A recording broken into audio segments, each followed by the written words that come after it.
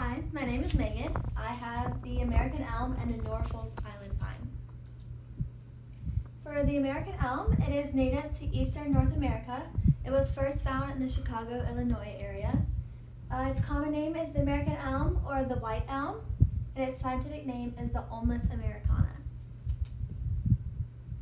For the Norfolk Island pine, it's not native to the U.S., it's native to New Zealand and Australia. It was first found in New Zealand on the expeditions completed by James Cook. The common name is the Norfolk Island pine, and the scientific name is the Araucaria heterophylla. For the habitat for the American elm, it's located native to the eastern half of the United States. Its weather conditions, it needs dry sites, alkaline soils, clay soils, and road salt to promote the best possible growth. For the life cycle, it's moderate to fast growth rate and can live up to about 300 years old. For the Norfolk Island pine, it is native to the Norfolk Island and the South Pacific Ocean between New Zealand and Australia. Its weather conditions, they like to avoid extreme temperatures. It's a minimum about 50 to 55 degrees Fahrenheit. The life cycle is a slow growing after a decade, and it will reach about 5 to 8 feet tall. To identify an American elm, its special characteristics, their bark is a grayish brown color and it does look a little flaky. For its leaves, they are deciduous, alternate, and simple.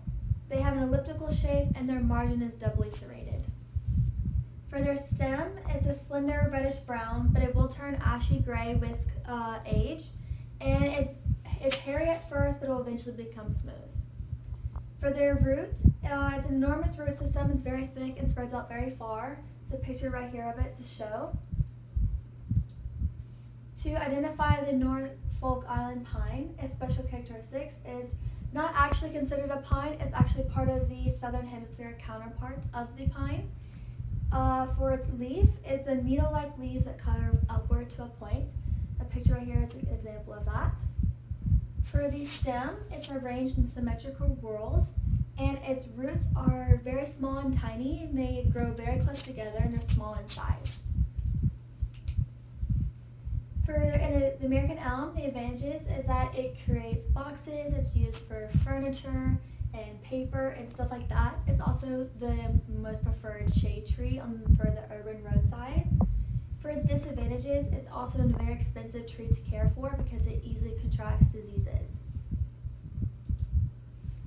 For the Norfolk Island pine, the advantages, it's used for construction and shipbuilding, but it's mainly just used as a houseplant. It grows very slowly and does not get very big, so that's a very big disadvantage for others who want a big shade tree in their yard. This is not the best tree for that purpose. For the American elm, the main disease is the Dutch elm disease. It causes the tree to fall apart, and the disease will jump from root to root, spreading the disease very quickly. To control it, scientists suggest planting the tree with a variety of different species around it to isolate the disease from jumping. Alden Townsend created 2 new strains of the American elm that is resistant to the disease. For the Norfolk Island pine, the main disease is the anthracnose. Needles on large parts of the branches turn brown and they drop. It's caused by the fungus Coleotrium dorigis.